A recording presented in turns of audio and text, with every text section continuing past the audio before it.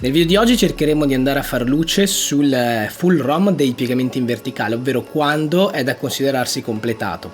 Siccome ho visto anche in giro un po' a destra manca che la domanda viene fuori, insomma, quando è che il ROM dei piegamenti in verticale è da considerarsi full, completo, quando la spalla arriva lì, quando la spalla arriva al polso e via discorrendo. Quindi oggi facciamo un po' di luce sulla questione. Innanzitutto, che cos'è il ROM? Il ROM è la gamma di movimento, lo spettro di movimento disponibile a un'articolazione, quindi la strada che la stessa può fondamentalmente percorrere. Ora, il gesto dei piegamenti in verticale si compone di una flessione della spalla e di un'estensione di gomito, entrambe contro gravità, ovviamente presa a riferimento alla fase concentrica. Possiamo discutere sulla soggettività della persona e ovviamente a seconda delle mobilità di ognuno ci saranno nei vari movimenti più gradi disponibili per i più mobili, ovviamente più e meno gradi disponibili per i meno mobili. Di certo non si può andare a fare questo tipo di confronto quando si deve parametrare un esercizio. Nel caso dei piegamenti in verticale non è richiesta tutta questa mobilità.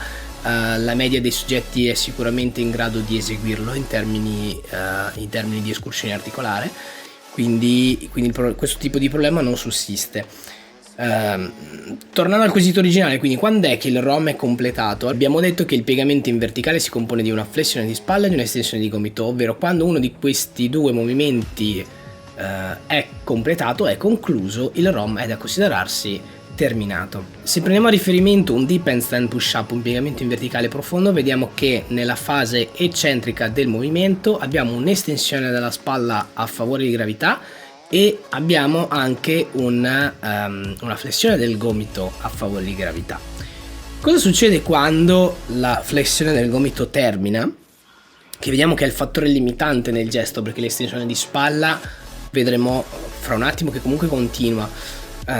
Flessione del gomito invece a favore di gravità a un certo punto si perde. Cosa succede quindi? Succede che il gomito inizia a estendersi dalla parte opposta, fondamentalmente a favore di gravità, e quindi cambia proprio il tipo di gesto che si esegue. Quando il gomito inizia ad estendersi dalla parte opposta, nella fase concentrica, quando torniamo contro gravità, dovremo fletterlo contro gravità, quindi il tipo di esercizio cambia, i muscoli reclutati cambiano, l'estensione del gomito contro gravità interviene soprattutto il tricipite brachiale e nella flessione della spalla contro gravità, nel caso dei piegamenti in verticale, interviene soprattutto il deltoide anteriore.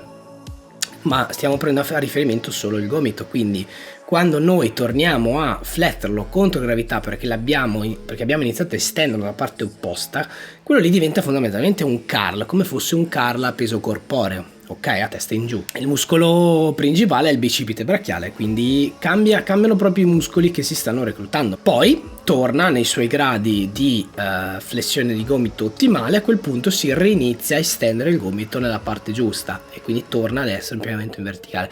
Quindi fondamentalmente possiamo considerare completato il ROM dei piegamenti in verticale una volta che nella fase eccentrica la flessione del gomito a favore di gravità è terminata, perché da quel punto poi si può reiniziare ad estenderlo. Ovviamente l'estensione della spalla, come vediamo, continua ancora, quindi in ottica allenamento o per imparare i deep handstand push up che vanno allenati si può certamente pensare di proporre di allenarsi in questo modo, però ovviamente per poter parametrare l'esercizio abbiamo bisogno di un momento in cui questo è finito, e quando la flessione di gomito in fase eccentrica a favore di gravità è terminata, il ROM è stato completato. E più o meno questo avviene quando la spalla è all'incirca ad altezza a livello del polso. Ecco perché nelle competizioni si usa questo tipo di meccanismo per determinare quando il ROM è stato correttamente completato. Quindi ragazzi, spero di aver fatto un po' di luce sulla questione, spero che il video vi sia interessato, noi ci vediamo al prossimo.